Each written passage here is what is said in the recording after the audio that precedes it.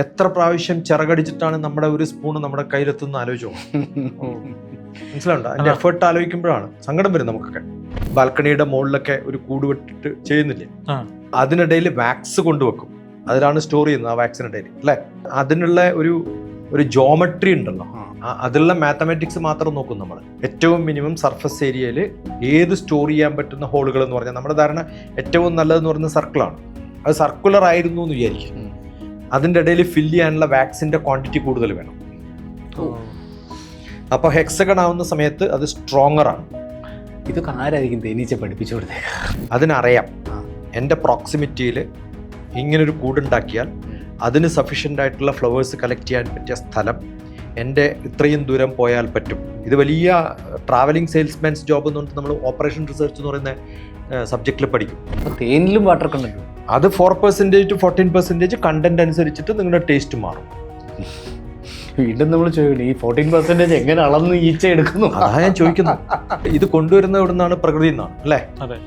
എന്തൊക്കെ ഇമ്പ്യൂരിറ്റീസ് ഉണ്ടാവാം, അതിലെന്തെങ്കിലും ഇമ്പ്യൂരിറ്റി ഉണ്ടെങ്കിൽ അതൊക്കെ എടുത്ത് മാറ്റും. ദ മോസ്റ്റ് പ്യൂരിഫൈഡ് സാധനം നമുക്ക് ലോകത്ത് കിട്ടുന്ന ഏതാണെന്ന് വെച്ചാൽ തേനാണ്. എന്തൊക്കെ ജീവികൾ എന്തൊക്കെ തരത്തിലാണെന്ന് ആലോചിച്ചു.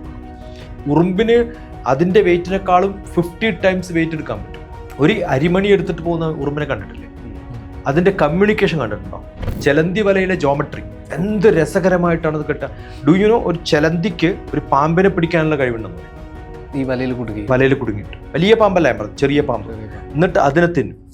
ഡോക്ടർ TPS, വീണ്ടും ABC ടോക്കിലേക്ക് സ്വാഗതം. നമസ്കാരം. ഈ തേനിനെ പറ്റി സംസാരിക്കുക, അല്ലെങ്കിൽ തേന് ഒരു ഔഷധ ഗുണമുള്ള ഒരു സാധനമാണോ? എന്താണ് തേനിനെ പറ്റി TPSന്റെ അഭിപ്രായം? 1 കിലോ തേൻ ഉണ്ടാക്കാൻ എത്ര തേനീച്ചകൾ വർക്ക് ചെയ്യണ്ടെന്ന് പറയും? ലക്ഷക്കണക്കിന് അവേഴ്സ് ഓഫ് ജോബ്. എത്ര പൂക്കളിൽ പോകണമെന്നറിയോ? 50 ലക്ഷത്തിലധികം പോണ്ടി വരും 1 കിലോ തേൻ. 1 കിലോ തേൻ. അത് എനിക്ക് തോന്നുന്നു ഈ ചെറുതേൻ മുതൽ കാട്ടുതേൻ വരെ ഈ തേനീച്ചയുടെ വലിപ്പത്തിനനുസരിച്ച്, വലിപ്പം കുറയുന്നതനുസരിച്ച് പൂവിൻ്റെ എണ്ണം കൂടും. പിന്നെ അത് അവിടുന്ന് കളക്ട് ചെയ്യാം. അപ്പോൾ കളക്ട് ചെയ്യുന്ന സമയത്ത് അതിനകത്ത് വാട്ടർ വേപ്പറും ഹ്യൂമിഡിറ്റിയും ഒക്കെ ഉണ്ടാവുമല്ലോ.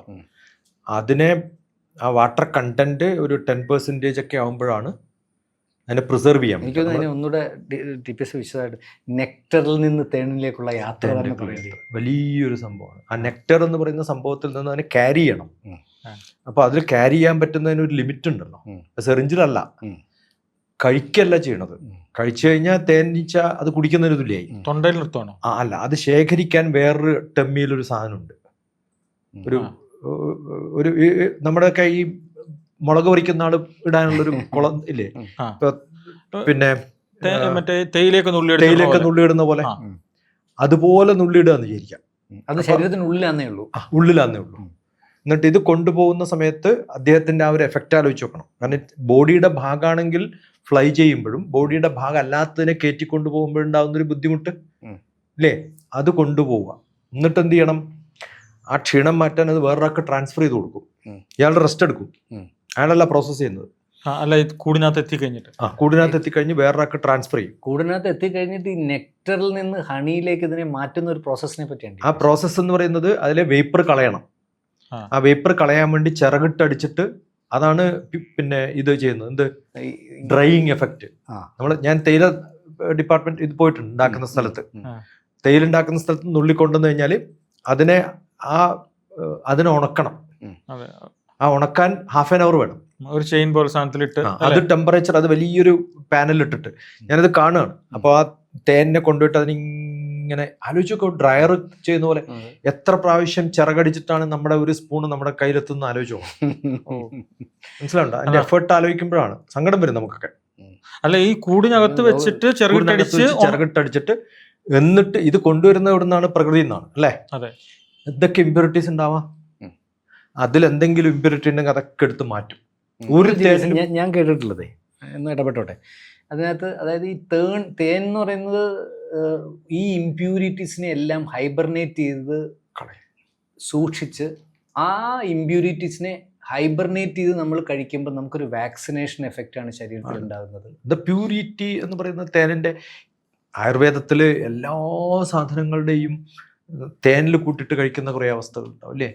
ഡൈജഷൻ ഏറ്റവും പിന്നെ ചൂടുവെള്ളത്തിൽ തേൻ ഒഴിച്ച് കഴിക്കുന്നുണ്ടാവുന്ന ടമ്മിയുടെ ഗുണങ്ങൾ. കാരണം അത് ദ മോസ്റ്റ് പ്യൂരിഫൈഡ് സാധനം നമുക്ക് ലോകത്ത് കിട്ടുന്ന ഏതാണെന്ന് വെച്ചാൽ തേനാണെന്ന് പറയുന്നത്.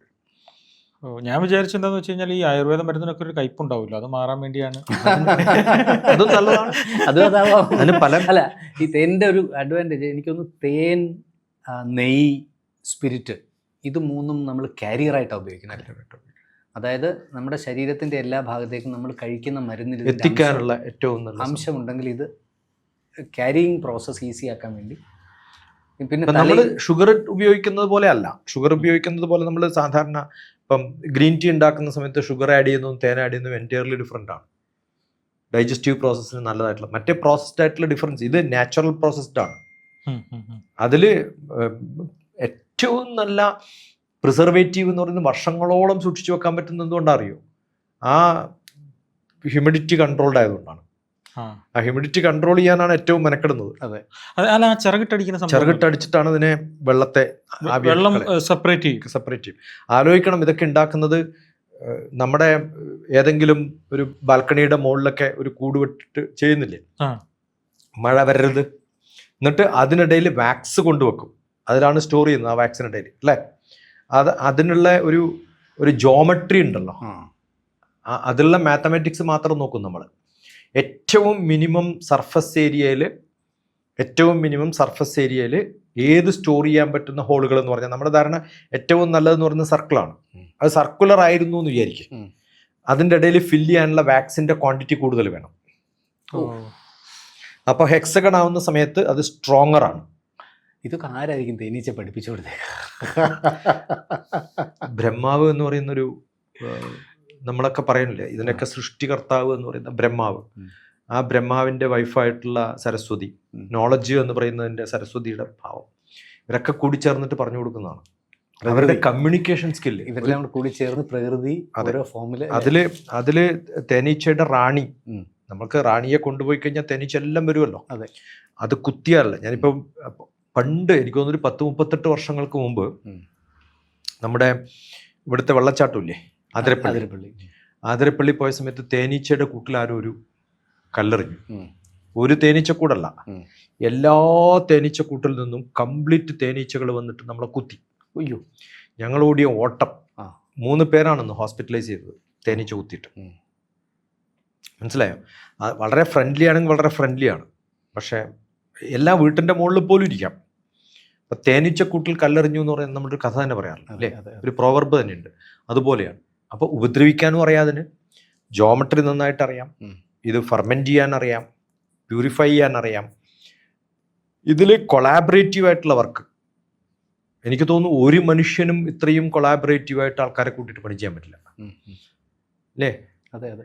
50 നമ്മളൊരു തേനീച്ച രാവിലെ കൂട്ടിൽ നിന്നിറങ്ങും, എന്നിട്ട് അവന് എടുക്കാൻ പറ്റുന്നതിൻ്റെ അത്രയും നെക്ടർ മാക്സിമം എടുക്കും, ഓരോ പൂവിലും പോയിട്ട് എടുക്കും. എന്നിട്ട് ഇത് തിരിച്ചു പറന്നു വരും.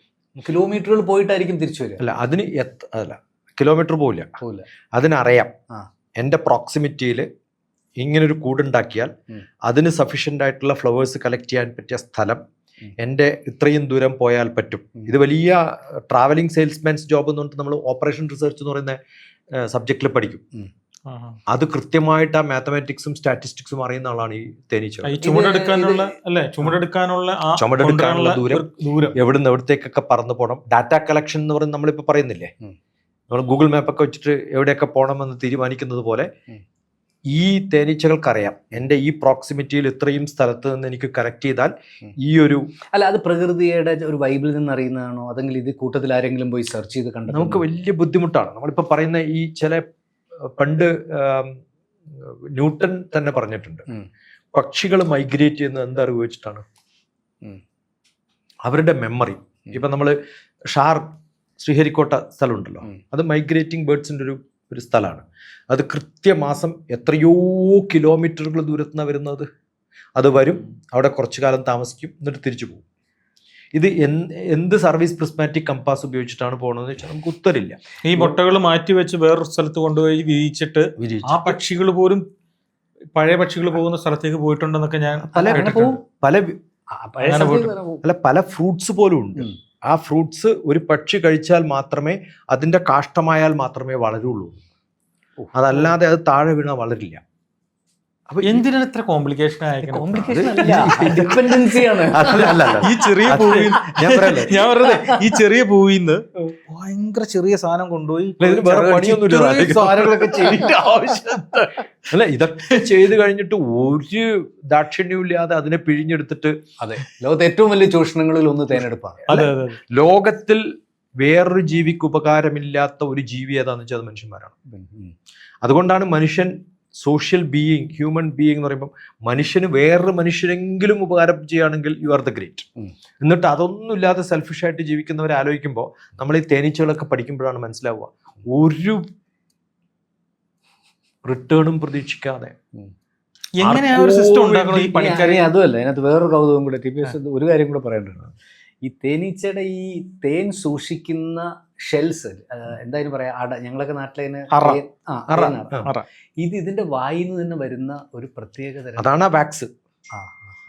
അപ്പൊ നമ്മള് ഫ്രെയിം ഉണ്ടാക്കിയിട്ട് ഞങ്ങളുടെ വീട്ടിലൊക്കെ തേനീച്ച വളർത്തിയിരുന്നു. അത് പൂമ്പൊടി അല്ലല്ലേ? അല്ലല്ല, അത് ആ വാക്സ് ആണ്. ആ വാക്സ് പ്രിപ്പറേഷൻ അത് വേറെ എന്തൊക്കെയോ ഒരു മറ്റേ ചിലന്തി വല പോലെ. ചിലന്തി വല പൂമ്പൊടി. അതാണ് ഞാൻ പറഞ്ഞത് ഹെക്സഗൺ.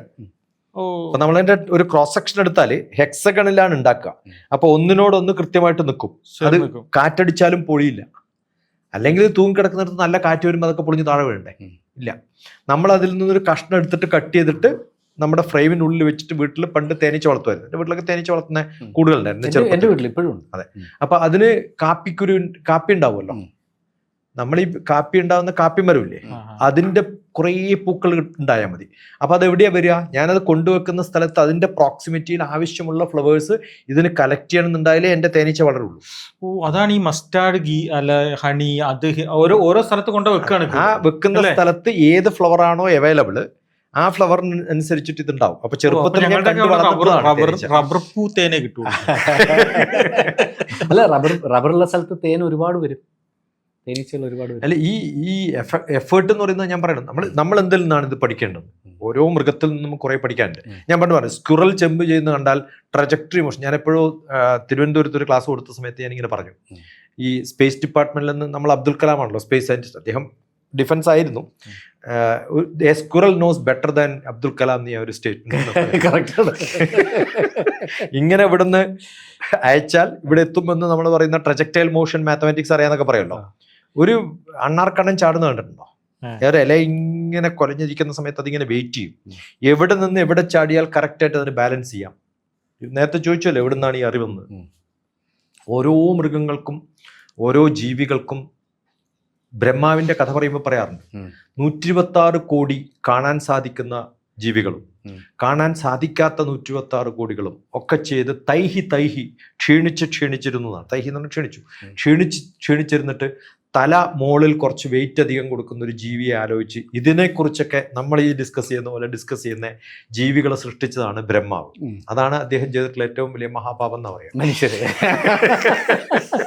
അപ്പൊ ഈ ഉപകാരമില്ലാത്ത ജീവി ഉപകാരമുള്ള ജീവികളെ കുറിച്ചൊക്കെ സംസാരിക്കണ്ടല്ലോ, അതാണ് നമ്മൾ ആകെ ചെയ്യുന്ന ഒരു നല്ല ഗുണമുള്ള കാര്യം എന്ന് പറയുന്നത്. അല്ല, നമ്മളിത് സംസാരിക്കുമ്പോഴേ നമുക്കിതിനകത്ത് ഇപ്പോൾ തേനീച്ചയുടെ ഒരു തേനീച്ചയുടെ പ്രോസസ്സ് നമ്മളിപ്പോൾ പറഞ്ഞു, നെക്ടർ എടുത്ത് ഹണിയാക്കി സേവ് ചെയ്ത് അതിന് വേണ്ടുന്ന അത് സൂക്ഷിക്കാനുള്ള അറകൾ സൃഷ്ടിച്ച് ആ അറകളിൽ തന്നെ അതിനകത്തൊരു റാണി കോൺസെപ്റ്റ് ഉണ്ടാക്കി അതിനകത്ത് ലീഡർഷിപ്പ് ക്വാളിറ്റി പണിയെടുക്കാത്ത ആണീച്ചകളെ ഇവന്മാർ തന്നെ തട്ടിക്കളയും. അങ്ങനെ ഒരു ഭയങ്കര ഒരു വെൽ സിവിലൈസ്ഡ് സൊസൈറ്റി ആയിട്ട് ഒരു പക്ഷേ നമുക്കൊരു തേനീച്ചക്കൂട്ടിനെ കാണാൻ പറ്റും. അത് നമ്മൾ നേരെ പോയി അൺസിവിലൈസ്ഡ് ആയ ആൾക്കാർ ഇതെല്ലാം കൂടെ വലിച്ചു വാരി എടുത്തിട്ട് തേൻ കുടിച്ച് ജീവിക്കും. ഓക്കെ, പിന്നെ നമ്മളെപ്പോലെ ഈ വൃത്തികേട് കാണിക്കുന്നവരെ ഒരാൾ കരടിയാന്ന് തോന്നും.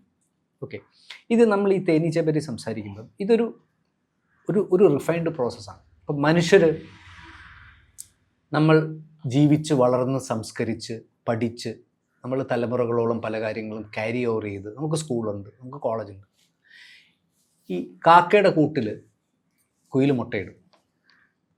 ആദ്യം വിരിയുന്നത് കുയിലിൻ്റെ കുഞ്ഞാണെങ്കിൽ ഇതിനകത്ത് കാക്കയുടെ മുട്ട ഐഡൻറ്റിഫൈ ചെയ്തിട്ട് ഈ കുയിൽ തെളി താഴെയിടും. കുയിലല്ല കാക്ക അല്ല, ആദ്യം വിരിയുന്നത് കുയിലിൻ്റെ മുട്ടയാണെങ്കിൽ അതിനകത്ത് ഇപ്പോൾ 2 കുയിലിൻ്റെ മുട്ടയും 3 കാക്കയുടെ മുട്ട ഉണ്ടാവുന്നു. ആദ്യം വിരിയുന്നത് കുയിലിൻ്റെ മുട്ടയാണെങ്കിൽ ഈ കണ്ണ് വിരിയാത്തത് ആദ്യം ചെയ്യുന്ന പ്രോസസ്സ് എന്താണെന്ന് അറിയാം. ഈ കാക്കയുടെ മുട്ടകൾ തള്ളി താഴെയിടും. കുഞ്ഞ് വിരിഞ്ഞ സാധനം. കുഞ്ഞൊരു മനസ്സിലായി. നേരെ മറിച്ച് കാക്കയുടെ കുഞ്ഞുങ്ങളാണ് വിരിയുന്നതെങ്കിൽ ഈ കുയിലിൻ്റെ മുട്ടകൾ തള്ളി താഴെയിടും. അപ്പം ഇത് എങ്ങനെയാണ്? ഇതൊരു DNA മാർക്കിംഗ് ആണോ ഇത്? അതേപോലെ തന്നെ നമ്മളിപ്പം കണ്ടാൽ ഇപ്പം മൈഗ്രേഷൻസ്, കുറച്ച് മുമ്പ് തന്നെ TPS പറഞ്ഞൊരു കാര്യമുണ്ട്. ഈ മൈഗ്രേഷൻസിൽ ഒട്ടുമിക്കതും മൈഗ്രേറ്റ് ചെയ്യുന്നത് മുട്ടയിടാനും അല്ലെങ്കിൽ കുഞ്ഞുങ്ങളെ വളർത്താനും ഒക്കെ. ഒരു കൂട്ടർ മുട്ടയിട്ട് കുഞ്ഞുങ്ങളെ കൊണ്ട് പോകാറുണ്ട്, മറ്റൊരു കൂട്ടർ മുട്ടയിട്ടിട്ട് അങ്ങ് പോകും.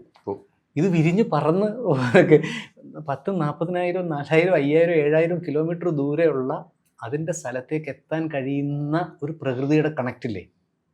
ഹാർട്ട്മാൻ ലൈൻസ് എന്നൊരു കൺസെപ്റ്റ് ഉണ്ട്. ഇലക്ട്രോ മാഗ്നറ്റിക് എനർജി ഉണ്ടാക്കുന്ന ഒരു പാത്ത് വേ ഉണ്ട്. ഇപ്പം വെള്ളം ഒഴുകുന്നത് ഗ്രാവിറ്റി അനുസരിച്ചിട്ടാണല്ലോ. നമ്മളാരും പറയണ്ട വെള്ളം ഇങ്ങനെ ഒഴുകണം എന്ന്. എവിടെയാണോ ഗ്രാവിറ്റി അതിനനുസരിച്ച് ഒഴുകും.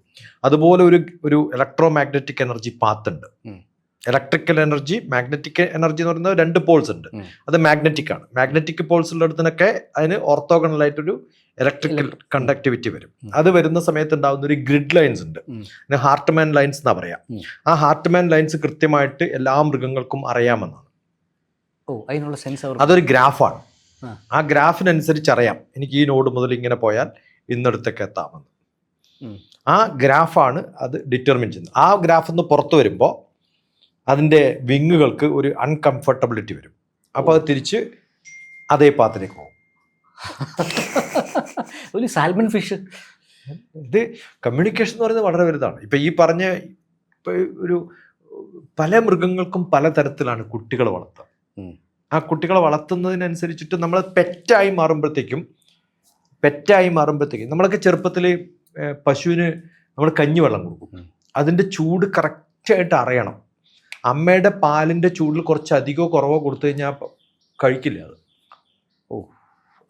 ആ പാലിൻ്റെ ടെമ്പറേച്ചർ ഉണ്ടല്ലോ, എൻ്റെ അമ്മക്കൊക്കെ തൊട്ട് നോക്കിയാൽ അറിയാം ആ ടെമ്പറേച്ചറാണ്. കാരണം കറക്റ്റ് കിട്ടുമ്പോൾ ആദ്യം കിട്ടുന്ന പാലിൻ്റെ ടെമ്പറേച്ചർ കൃത്യമായിട്ട് മെയിൻറ്റെയിൻ ചെയ്തിട്ട് വേണം കഞ്ഞിവെള്ളം കൊടുക്കാൻ. എന്നിട്ട് നമ്മൾ കിണ്ടിയിലാക്കിയിട്ട് വായിൽ ഒഴിച്ചു കൊടുക്കും. ഞാൻ കുറേ കൊടുത്തിട്ടുണ്ട്. അപ്പം അങ്ങനെയാണ് നമ്മൾ പശുവിനെ വളർത്തുമ്പോൾ എക്സ്റ്റേണലായിട്ട് വെള്ളം കൊടുക്കുന്നത്. പിന്നെ കുറേ കാലം കഴിയുമ്പോൾ വളരുമ്പോഴാണ് അതിന് സാധാരണ ടെമ്പറേച്ചറിലും തണുത്തതും പഴകിയതും ഒക്കെ കഴിക്കാൻ പറ്റുന്നത്. അപ്പോൾ ആ കുഞ്ഞിനെ നോക്കുന്നത് എങ്ങനെയാണെന്ന് നമുക്ക് അറിയണം. ഇത്രയും കെയർഫുള്ളായിട്ട് നോക്കുന്ന ഒരു ജീവി നമുക്കുണ്ട്. അതേസമയത്ത് കങ്കാരു എന്ന് പറയുന്നത് ജനിച്ചു വളർന്ന ഉടനെ തന്നെ അമ്മ തന്നെ കാലുകൊണ്ട് 4 തട്ട് തട്ടും. എന്നിട്ട് ഒരുവിധം എഴുന്നേറ്റ് നിൽക്കുമ്പോൾ അവിടെ പോയിട്ട് പിന്നെ ഒരു തട്ട് തട്ടും. അങ്ങനെ 4 തട്ട് കെട്ടുമ്പോൾ അറിയാം ഇനി നിന്നാൽ രക്ഷയില്ല എന്ന് ഓടാൻ തുടങ്ങും. മനസ്സിലാവുണ്ടോ? അതേസമയത്ത് മനുഷ്യനോ എത്രയോ ഒരു വർഷം കഴിഞ്ഞിട്ടല്ലേ നടക്കാൻ പഠിക്കണം. ഒരു വർഷം കഴിഞ്ഞ് പഠിക്കുമോ? ഒരു വർഷം കൊണ്ട് 8 മാസത്തിൽ മുതൽ 1.5 വർഷം 8 മാസം മുതൽ നടക്കുന്ന കുട്ടികളുണ്ടാവും. കുറച്ച് കുട്ടികളൊക്കെ ഒരു 16 മാസം കൊണ്ടൊക്കെ നടക്കും. 1 വയസ്സ് കഴിഞ്ഞ് ഒരു 4 മാസമൊക്കെ നടക്കാൻ. അതുവരെ ഇങ്ങനെ കെയർഫുള്ളായിട്ട് എടുത്ത് വളർത്തുകയല്ലേ. എന്നിട്ട് നമ്മൾ കൊടുക്കുന്ന പാലോ എല്ലാ മൃഗങ്ങളുടെയും പാല് കൊടുക്കും. പശുവിന് അതിൻ്റെ അമ്മയുടെ അകിട്ടിൽ നിന്നല്ലാതെ വേറൊരു അമ്മയുടെ അകിട്ടിൽ നിന്ന് കഴിക്കില്ല. അപ്പോൾ നിങ്ങൾ 1000 പശുക്കളെ വെച്ചാൽ അതിൽ നല്ലോണം വിശന്ന് വരുന്നൊരു പശുക്കുട്ടി തപ്പി നോക്കും എൻ്റെ അമ്മ ഏതാണെന്ന്. എത്രയോ പോസിബിൾ ആയിട്ടുള്ള എല്ലാ പശുക്കളും സമ്മതിക്കും വേറൊരു പശു പിന്നെ കുട്ടി വന്ന് കുടിച്ചാൽ ഒന്നും കുഴപ്പമൊന്നുമില്ല. പക്ഷെ ഈ കുട്ടി എപ്പോഴും ആരുടെ അടുത്താ പോവാ? അമ്മയുടെ അടുത്താ പോവാ. നമ്മൾ നിർബന്ധിച്ച് പിടിച്ചിട്ട് വായിലൊക്കെ കൊടുത്തു കഴിഞ്ഞാൽ ചിലപ്പോൾ അത് കഴിക്കും. എത്ര സെൻസ് ഉണ്ട്, എത്ര ബുദ്ധിയുണ്ടെന്ന് ആലോചിക്കണം ഈ മൃഗങ്ങൾക്ക്. ഒരു മനുഷ്യന് ഒരു പക്ഷേ പണ്ട് കാലത്ത് ഇങ്ങനത്തെ സിദ്ധികൾ ഉണ്ടായിരുന്നിരിക്കില്ലേ? ഉണ്ട്. മനുഷ്യന് ബുദ്ധി കൂടി ഓരോന്ന് മ്യൂട്ടഡ്. നമ്മൾ കൂടുതൽ ആർട്ടിഫിഷ്യൽ ആവും. We are born to be simple. നമ്മൾ സൊഫിസ്റ്റിക്കേറ്റഡ് ആവും, ആർട്ടിഫിഷ്യൽ ആവും, കുറച്ചും കൂടി ആദിയും വ്യാധിയൊക്കെ വരും.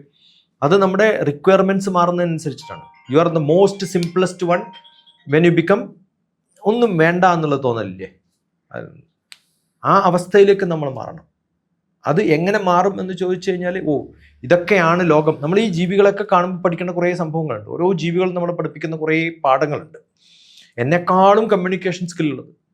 ഉറുമ്പിന് അതിൻ്റെ വെയിറ്റിനേക്കാളും 50 ടൈംസ് വെയിറ്റ് എടുക്കാൻ പറ്റും. 50 ഇരട്ടി. ഒരു അരിമണി എടുത്തിട്ട് പോകുന്ന ഉറുമ്പിനെ കണ്ടിട്ടില്ലേ? അതിൻ്റെ കമ്മ്യൂണിക്കേഷൻ കണ്ടിട്ടുണ്ടോ? ഒരു നല്ല ഒഴുക്കുള്ള സ്ട്രീം പോലും കടക്കണം എന്ന് നിശ്ചയിച്ചാൽ എവിടെയെങ്കിലും ഇല തൂക്കിക്കൊണ്ടുപോകും. എത്ര വെയിറ്റ് ഉള്ളതെന്നറിയോ? അതെടുത്ത് തൂക്കിക്കൊണ്ടുപോകുന്ന കണ്ടാൽ നമ്മുടെ ഈ കലാശിക്കാരെ കൊണ്ടുപോയില്ലേ, അതുപോലെ കൊണ്ടുപോയിട്ട് അവിടെ വെച്ച് കഴിഞ്ഞാൽ അപ്പോൾ ഇല ഒഴുകും. അങ്ങനെ ഒരു 4-10 ഇലകൾ കൃത്യമായിട്ട് വേണം അത് കടക്കാൻ എന്നതിനറിയാം. ഞാൻ പണ്ട് BSc പഠിക്കുന്ന സമയത്ത് ആദ്യം ക്ലാസ് എടുത്ത ഒരു സ്കൂൾ പോയിട്ട് എടുത്തത് ഉറുമ്പിന് എണ്ണമറിയാം എന്നായിരുന്നു. എണ്ണാനറിയാം, കൗണ്ടിങ് ഈസ് പോസിബിൾ. അതിൽ നമ്മൾ ഈ ക്രമത്തിൽ പോകുന്ന ഉറുമ്പിൽ ഒരു ഉറുമ്പിനെ എടുത്താൽ അത് തപ്പി നോക്കും എൻ്റെ കൂട്ടുകാരനെ ഇവിടെ പോയി എന്ന്. നമ്മളൊരു 1000 പേരുള്ള സമയത്ത് നമുക്ക് പറ്റും അങ്ങനെ? ഇല്ല. ഉറുമ്പിന് കൃത്യമായിട്ട് അറിയാം. നമ്മൾ കാണുമ്പോൾ എല്ലാ ഉറുമ്പും ഒരുപോലെയാണ്, പക്ഷെ അതിന് കൃത്യമായിട്ട് അറിയാം. നമ്മൾ തിരിച്ചു വെച്ച് കഴിഞ്ഞാൽ പിന്നെ അത് ക്രമത്തിൽ നടക്കാൻ പോകും. എന്ത് രസകരമാണ്.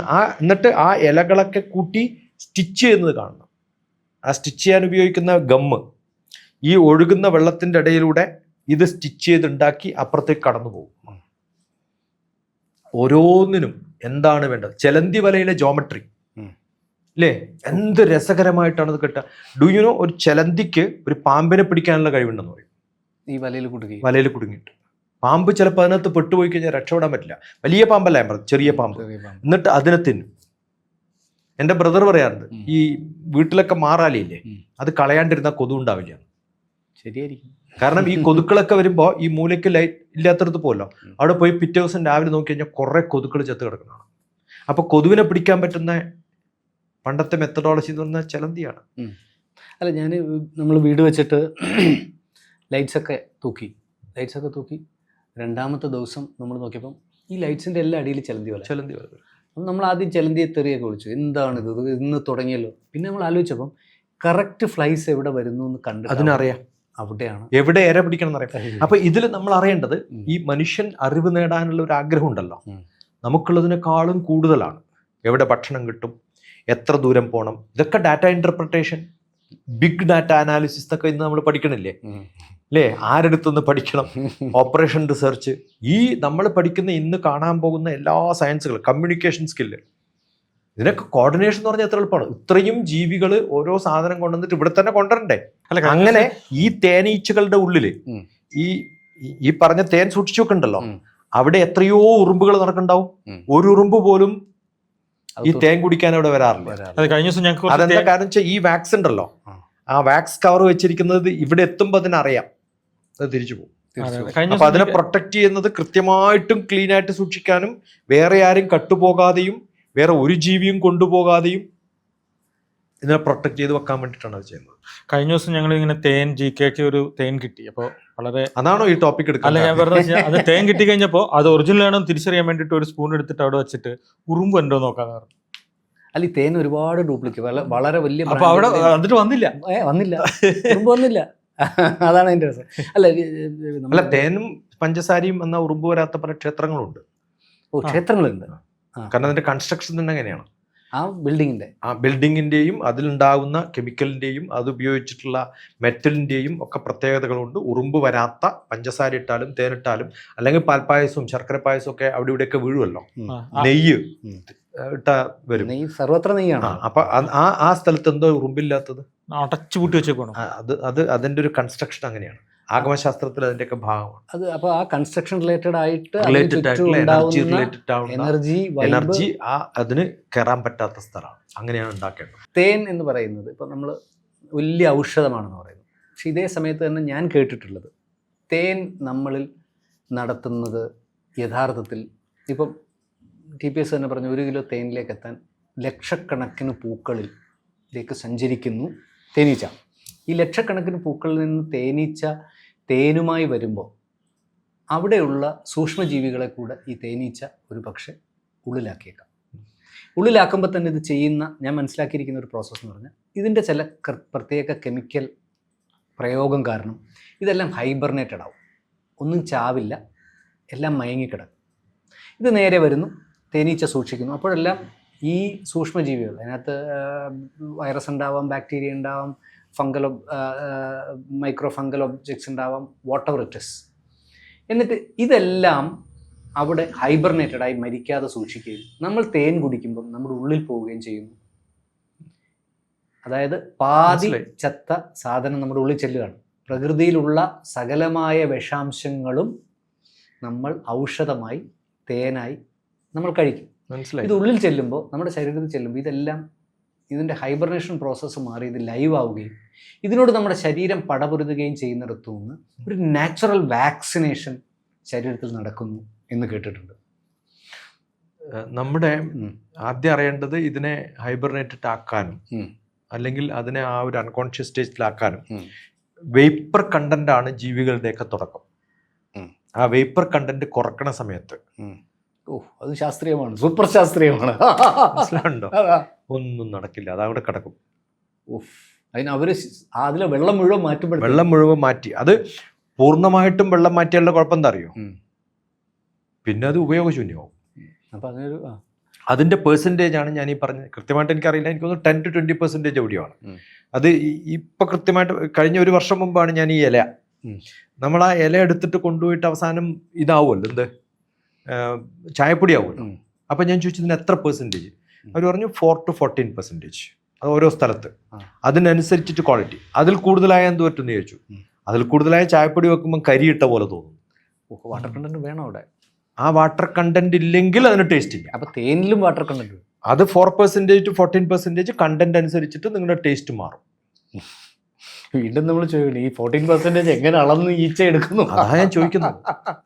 ഇന്ന് നമ്മുടെ ആ ഇല ഉണ്ടാക്കുന്ന സ്ഥലത്ത് അതിന്റെ സാമ്പിൾ എടുത്ത് കൊണ്ടുപോയിട്ട് വേപ്പർ നോക്കി അത് കറക്റ്റായിട്ട് ടൈം ചെയ്ത് ഓരോ ദിവസത്തെയും എൻവറോൺമെന്റിനനുസരിച്ചിട്ട്, കാരണം ഇത് എൻവറോൺമെന്റിൽ തന്നെയാണ് ചെയ്യുന്നത്. ആ കൃത്യമായിട്ട് പ്രോസസ്, ഈ ഫുഡ് പ്രോസസ്സിങ്ങിലൊക്കെ അങ്ങനെയാണ്. ഇപ്പം നമ്മൾ ബ്രെഡ് ഉണ്ടാക്കുന്ന ഓട്ടോമാറ്റിക് ബ്രെഡ് കമ്പനി, പക്ഷെ ഓരോ ദിവസവും എൻവറോൺമെന്റിലെ വേപ്പർ കണ്ടന്റ് ഡിഫറെൻ്റ് ആണ്. അപ്പോൾ ഞാൻ എന്ത് ചെയ്യണം, അത് മെഷർ ചെയ്തിട്ട് വേണം എത്ര വെള്ളം മിക്സ് ചെയ്യണം തീരുമാനിക്കാൻ. അത് ടോട്ടലി ഓട്ടോമാറ്റഡ് അല്ല, ഇതൊക്കെ സെമി ഓട്ടോമാറ്റഡ് ആണ്. എൻവറോൺമെന്റ് നോക്കിയിട്ട് വേണം ഞാൻ ഉപയോഗിക്കുന്ന ഇതിന് എത്ര വെള്ളം ചേർക്കണം, ഏത് ടെമ്പറേച്ചറിൽ കൊണ്ടുപോകണം. ഇത് ഓരോ ജീവിക്കും അറിയാമെന്നുള്ളതാണ്. ഈ നമ്മൾ ഇവിടെ ഉപയോഗിക്കുന്ന അതേ ടെമ്പറേച്ചർ അല്ല, അതേ എൻവറോൺമെന്റ് അല്ല സ്പെയിനിലും ഗ്രീസിലും ഉള്ളത്. അവിടെ ഉണ്ടാക്കുന്ന തേനും ഇവിടെ ഉണ്ടാക്കുന്ന തേനും തമ്മിലുള്ള ഡിഫറൻസ് എന്ന് പറയുന്നത് ഈ കണ്ടന്റ്. അതുകൊണ്ടാണ് ഞാൻ 4 to 14%. മനസ്സിലായോ? ഇവിടെ ഉണ്ടാക്കുന്ന തേനും അല്ലെങ്കിൽ ഗ്രീക്കിൽ ഉണ്ടാക്കുന്ന തേനും പണ്ട് ഉണ്ടാക്കിയിട്ടുള്ള തേനുകളും ഇന്ന് ഉണ്ടാക്കുന്ന തേനും ഒക്കെ ഡിഫറെൻ്റ് ആണ്. ഇന്നത്തെ ടെമ്പറേച്ചർ ഡിഫറെൻ്റ് ആണ്. കാട്ടിലുണ്ടാക്കുന്നതും നാട്ടിലുണ്ടാക്കുന്നതും ഡിഫറെൻ്റ് ആണ്. അപ്പോൾ ഇത് കംപ്ലീറ്റ് എൻവറോൺമെന്റ് മെഷർ ചെയ്തിട്ടാണ് അത് ചെയ്യുന്നത്. അതിനുള്ള എബിലിറ്റിയും വേണ്ടേ അതിന്. എത്ര എത്ര എത്ര ഇതിനെ ഉണക്കണം, ഏത് സമയത്ത് നിർത്തണം, എന്തൊക്കെ മെക്കാനിസംസ് ആലോചിച്ചു. എത്ര എത്ര മീറ്റർ വെച്ചാലും എത്ര ഇലക്ട്രോണിക്സ് വെച്ചാലും മെഷർ ചെയ്യാൻ പറ്റാത്തത്. ഇത്ര എണ്ണം ചെയ്യണ്ട, ഇത്ര ആൾക്കാർ ഒരുമിച്ച് ഇത് തന്നെ ചെയ്യണ്ടേ? അതെ, ഇത് നമ്മള് കോമൺ ഗൈഡ് നമ്മളിത് ഡോക്യുമെന്റ് ചെയ്യുകയും നമ്മളിതിനെ കുറിച്ച് പഠിക്കാൻ തുടങ്ങിയിട്ട് ഇതിനുള്ള ഒരു എൻവറോൺമെന്റ് ഉണ്ടാക്കാൻ തുടങ്ങിയിട്ടുള്ളത് ഏകദേശം ഒരു 400-300 BC-ലൊക്കെ ആയിരിക്കും. അല്ല, 4000 BC-ലൊക്കെ ആയിരിക്കും. എത്ര വർഷങ്ങളായി? 4000-5000 വർഷം മുമ്പ് തേൻ കണ്ടുപിടിക്കുകയും പിടിച്ചെടുക്കുകയും ഉപയോഗിക്കുകയും ചെയ്യുന്ന പാരമ്പര്യം നമുക്കുണ്ട്. അപ്പൊ അത് എത്ര വർഷം മുമ്പായിരിക്കും ഇപ്പൊ പരിപാടി തുടങ്ങിയിട്ടുണ്ടാവും? ഒരു കാര്യം എനിക്ക് ഈ തേനീച്ചയെ പറ്റി ചിന്തിക്കുമ്പോൾ തന്നെ നമ്മൾ തോന്നുന്നത്, ഇതിപ്പോ ഒരു റേഷൻ കാർഡ് പോലെയാണ്. റാണി മാത്രമേ ഉള്ളൂ, രാജാവില്ലേ? അവിടെ പെണ്ണാണ് ഭരണം.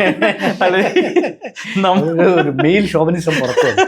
അതായത് അതിനൊരു കഥയുണ്ട്. അതായത് ഈ റാണിയെ, എൻ്റെ വീട്ടിൽ തേനീച്ചവളത്തിൽ ഉള്ളതുകൊണ്ട് കുറച്ചറിയാവുന്നത്, റാണി നഷ്ടപ്പെടുകയൊക്കെ ചെയ്ത മറ്റുള്ള ഇത്, അതായത് റാണി മാത്രമേ മുട്ടയെടുത്തു. ഈ റാണി നഷ്ടപ്പെട്ടു പോയാൽ, അല്ലെ രാജാവ് വേണ്ട, ഞാൻ പറയട്ടെ, പിന്നെ ഇപ്പൊ സപ്പോസ് ഒരു റാണി നഷ്ടപ്പെട്ടു എന്ന് വയ്ക്കുക, അത് ഇദ്ദേഹത്തിന് കൃത്യമായിട്ട് അറിയാം. അല്ല, ഈ റാണി നഷ്ടപ്പെട്ടു പോയാൽ ഇതിനകത്ത് ഈ റാണി ഇട്ട ഏതെങ്കിലും ഒരു മുട്ട പ്രത്യേകം കൂടുതൽ ഭക്ഷണം കൊടുത്തും ആ അടയുടെ, തേനീച്ചയുടെ അടയുടെ, നിങ്ങളൊക്കെ നാട്ടിൽ അടയാന്ന് പറയുക, ആ അടയുടെ വലിപ്പത്ത് നോക്കിയാൽ നമുക്കറിയാം ഇതൊരു റാണിയെ ഉണ്ടാക്കുന്നുണ്ടെന്നറിയാം. ഈ റാണി ജനിച്ച് പുറത്തു വന്ന് കഴിഞ്ഞാൽ മറ്റ് ഈച്ചക്കാൾ അല്പം നീളക്കൂടുണ്ടാവും. അപ്പോൾ ഈ റാണിയെ പിടിച്ച് നമ്മൾ കൈവച്ചാൽ ഒരു 10 മിനിറ്റ് കൊണ്ട് ഈ റാണി എവിടെ ഉണ്ടെന്ന് ഐഡന്റിഫൈ ചെയ്ത് നമ്മുടെ കയ്യിൽ മുഴുവൻ തേനീച്ച വരും. ഈ സാധാരണ കൂടുണ്ടാക്കുന്ന സമയത്ത് റാണിയെ പിടിച്ചാൽ കൊണ്ടിടുക, എല്ലാ ഈച്ചയും കൊണ്ടുപോണ്ട, കുറച്ച് മെഴുകും ഒരു റാണിയും വെച്ചാൽ നമ്മൾ 1-2 കഴിയുമ്പോഴത്തേക്കും ആ കൂട് ഫുൾ വാക്സും തേനും ഈച്ചകളും എന്നറിയും. അങ്ങനെയാണ് കുറേ കൂടുകൾ ഉണ്ടാക്കുന്നത്. അപ്പോൾ ഇതിൻ്റെ സാധനം എന്ന് പറയുന്നത്, ഈ അപ്പോൾ റാണി ഉണ്ടായിക്കഴിഞ്ഞാൽ ഈ റാണി ഉണ്ടാവുന്ന സമയത്ത് തന്നെ ഈ മറ്റ് ഈച്ചകൾ ആണീച്ചകൾക്ക് വേണ്ടുന്ന ഷെല്ലും ഉണ്ടാക്കി, ഷെല്ലിൽ അകത്തിരുന്ന് ഫുഡ് കൊടുക്കുന്നതിനനുസരിച്ചാണ് ഈച്ചകൾ രൂപപ്പെടുന്നതെന്നാണ് ഞാൻ മനസ്സിലാക്കിയത്. എന്നിട്ട് ഈ റാണി ഏതെങ്കിലും ഒരു മെയിൽ, അതായത് ഈ മണിനീച്ച മാതിരി ഇരിക്കും, പണിയെടുക്കില്ല, അവൻ തേനെടുക്കാൻ പോകില്ല, അവൻ ഈ തേൻ സൂക്ഷിക്കാനുള്ള ഷെല്ലും റാണിയുടെ കൂട്ടുകാരനാണ്. അതപ്പോൾ 3-4 പേരുണ്ടാവും. അതിലൊരുത്തനെ ഇവൻ പിക്ക് ചെയ്തിട്ട് ഒരു 2 പേരുടെ നേരെ അന്തരീക്ഷത്തിൽ പോയി പ്രകൃതിയിൽ വെച്ചാണ് ഇണ ചേരുക. പ്രകൃതിയിൽ വെച്ച് ഒരു തവണ ഇണ ചേർന്നാൽ അപ്പോൾ ഈ ആണീച്ച കൊന്നുകളയും. എന്നിട്ടാണ് ഇവൾ തിരിച്ചു വരിക. നിങ്ങളിതൊക്കെ എങ്ങനെ മനസ്സിലാക്കി? തിരിച്ചു വന്നിട്ട് ഈ ഒറ്റ ഇണ ചേരലിൽ ഈ റാണി ഈച്ച ലക്ഷക്കണക്കിന് മുട്ടകളുണ്ട്. നമ്മൾ ഈ തേനീച്ച കൂടി ഇങ്ങനെ എടുത്ത് നോക്കിയാൽ ചെറിയ കുഞ്ഞ് മൈക്രോ പുഴുമാതിരി ഇതിൻ്റെ മുട്ടകളെ കാണാൻ പറ്റും. ഈ മുട്ടകൾ കുഞ്ഞ് ഇട്ട് കഴിഞ്ഞാൽ ബാക്കി ആണീച്ചകളെ എല്ലാം ബാക്കി എല്ലാവരും തട്ടിക്കളയും. ആര് കൊല്ലും? ബാക്കി ഈച്ചകൾ കൊല്ലും, പെണ്ണീച്ചകൾ കൊല്ലും. അപ്പം നീ ആദ്യം മനസ്സിലാക്കേണ്ട ഒരു കാര്യം, കുറെ പഠിക്കാൻ ആവശ്യം കഴിഞ്ഞ ആണിൻ്റെ അവസ്ഥ പലപ്പോഴും ഇതാണ്. എന്നിട്ട് ഇതുണ്ടാക്കുന്ന ഒരു എക്കോസിസ്റ്റം, ആ എക്കോസിസ്റ്റത്തിൽ നിന്ന് നമുക്ക് വരുന്ന ഇത്രയും കാര്യങ്ങൾ ഹൈബർനേറ്റഡായി നമ്മുടെ ശരീരത്തിലേക്ക് തരുന്ന, അത് തേൻ കഴിച്ചാൽ ഒരുമാതിരിപ്പെട്ട അസുഖങ്ങൾ വരില്ല എന്ന് പറയും. പിന്നെ മരുന്നുകൾ പലതും ഏൽക്കില്ല എന്ന് പറയുന്നുണ്ട്. അധികം തേൻ കഴിച്ചാൽ നല്ല വീഞ്ഞു കഴിച്ചതിനേക്കാളും എഫക്റ്റാണ്. അതെ അതെ, നല്ല മത്ത് പിടിക്കും.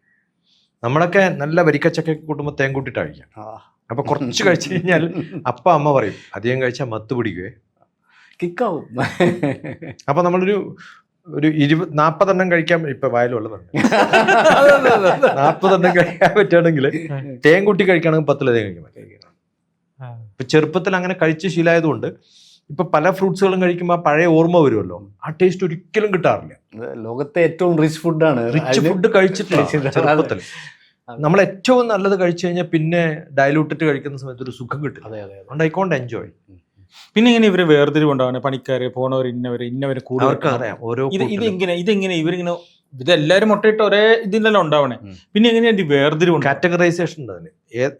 നമ്മൾ ഈ ബ്രാഹ്മണ ക്ഷത്രിയ ശൂദ്ര അതെങ്ങനെയാണ് ബോധമുള്ളവരും വിവരമുള്ളവരും വിവരമില്ലാത്തവരും. അപ്പൊ ഇതൊക്കെ തുടങ്ങിയത് തേനീച്ചയാണ്. ഞാനതാ പറഞ്ഞു, സാമൂഹ്യ ശാസ്ത്രം കൃത്യമായിട്ട് പഠിക്കുമ്പോൾ ഒരു സ്റ്റുഡന്റ് എന്ന് പറയുന്ന ഒരു ടീച്ചർക്ക് അറിയാലോ എല്ലാവരും കുട്ടികളായിട്ടാണ് വരുന്നത്. പക്ഷെ അവരിൽ ഇത് നല്ലോണം ക്രീമാണ്, ഇവർക്ക് പഠിപ്പിച്ചാൽ മനസ്സിലാവും, ഇവർക്ക് പഠിപ്പിച്ചാൽ മനസ്സിലാവില്ല, ഇവനെ കൊണ്ട് ബെഞ്ചടിപ്പിച്ചാൽ ഇടാനേ പറ്റുള്ളൂ, ബോർഡിൽ എഴുതണമെങ്കിൽ ഇവനെ വേണം, അവൻ്റെ ഹാൻഡ് റൈറ്റിംഗ് നല്ലതാണെന്നൊക്കെ ടീച്ചർക്ക് മനസ്സിലാവുന്ന പോലെ ഓരോ റാണിക്കും അറിയാം ആർക്കൊക്കെ എന്തൊക്കെ പണിയാണ് കൊടുക്കേണ്ടത്.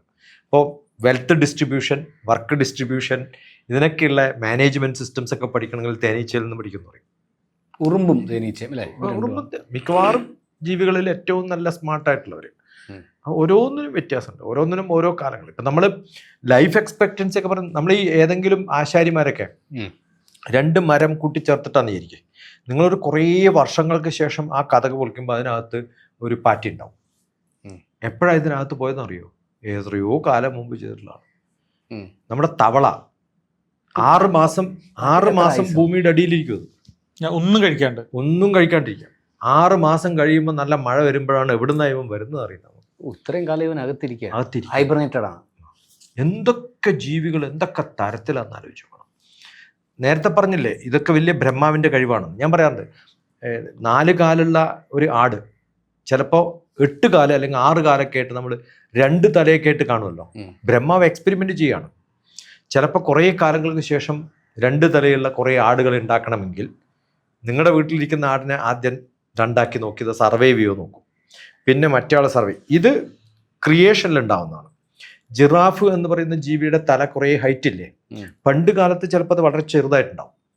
പിന്നെ അതിന് കഴിക്കാൻ പറ്റുന്ന ഭക്ഷണം കിട്ടുന്നത് കുറേ ഹൈറ്റിലാവുമ്പോൾ അടുത്ത ജനറേഷൻ കഴിയുമ്പോൾ അതിൻ്റെ ഹൈറ്റ് കൂടുകയാണ്. വിസ്ഡം ടൂത്ത് ഇപ്പം പലർക്കും ഇല്ല കുട്ടികൾക്ക്. കാരണം നമ്മൾ പറിച്ച് കളയുമ്പോൾ ഭഗവാൻ കാണുന്നുണ്ട് ഇതൊക്കെ സ്ഥിരമായിട്ട് പറിച്ചു കളയും. പിന്നെ ഇവന് കൊടുത്തിട്ട് എന്താ കാര്യം? ഉണ്ട്. ആന എന്ന് പറയുന്ന ജീവി പണ്ട് വെള്ളത്തിൽ ജീവിക്കുന്ന സമയത്ത് മീനിനെ കഴിക്കുന്നതായിരുന്നു. Non vegetarian. പണ്ട് വെള്ളത്തിലായിരുന്നു. ഏത് ആനയും വെള്ളത്തിലിട്ടാ എന്തുകൊണ്ടാണ് നീന്തണത്? ഒരു കാലത്ത് ആന, നമ്മൾ ഗജേന്ദ്രമോക്ഷം എന്ന് പറയുന്ന സമയത്ത് ആനയുടെ കഥയൊക്കെ വെള്ളത്തിലാണ് പറയുക. അപ്പോൾ ആ കാലത്തൊക്കെ വെള്ളത്തിലുണ്ടായിരുന്ന ജീവിയാണ്. അത് കഴിഞ്ഞ് കുറേ കാലം കഴിയുമ്പോഴാണ് ആന മൈഗ്രേറ്റ് ചെയ്യുന്നത്. അപ്പോൾ മരങ്ങൾ, there is a beautiful article long back, എനിക്ക് 10-20 വർഷം ആ സമയത്ത് ആന മീൻ കഴിക്കും. പിന്നെ വെജിറ്റേറിയൻ ആയതാണ്. അതിന്റെ വായ എന്ന് പറയുന്നത് ഇങ്ങനെ വെള്ളം കുടിക്കാൻ പറ്റുന്ന, എത്രയോ വെള്ളം കുടിക്കുന്ന ഏറ്റവും വലിയ ജീവി എന്ന ആനയാണ്. തുമ്പിക്കൈയിൽ, ആ തുമ്പിക്കൈയിൽ ഇങ്ങനെ പിന്നെ ഈ ഫിഷിനെ വിഴുങ്ങാൻ പറ്റുന്ന അവസ്ഥയായിരുന്നു തുമ്പിക്കൈയിലൂടെ. വ്യത്യസ്തമായിട്ടുള്ള കുറേ ജീവികൾ നമ്മൾ കാണും. ഈ മരങ്ങൾക്ക് പോലും മൈഗ്രേറ്റിംഗ് ഓഫ് ട്രീസ് എന്ന് പറഞ്ഞൊരു കൺസെപ്റ്റ് ഉണ്ട്. അത് കേട്ടിട്ടുണ്ട്. നമ്മൾ ഈ മലയുടെ മുകളിലേക്ക് താഴത്ത് ജീവിക്കാൻ പറ്റാത്തൊരു എൻവിറോൺമെന്റ് ആണെങ്കിൽ ആ മലയുടെ മുകളിൽ കയറി പോയി ഹൈറ്റിലെത്തുന്ന ട്രീസിനെ കാണാൻ പറ്റും. എല്ലാ ജീവികൾക്കും ദിശ അറിയുന്ന പൂക്കൾ ഉണ്ടാവുന്നില്ലേ? കിഴക്കോട്ട് മാത്രം തിരിഞ്ഞു നോക്കുന്ന സൂര്യകാന്തി എങ്ങനെ അറിയുന്ന ഈ ഭാഗത്താണെന്ന്? ഏത് ഭാഗത്തേക്ക് വിരിഞ്ഞാലാണ് നിൽക്കാൻ പറ്റുക? അതേപോലെ സൂര്യകാന്തി 2 ചേർത്ത് ആവുമെന്ന് പറയുന്നുണ്ട്.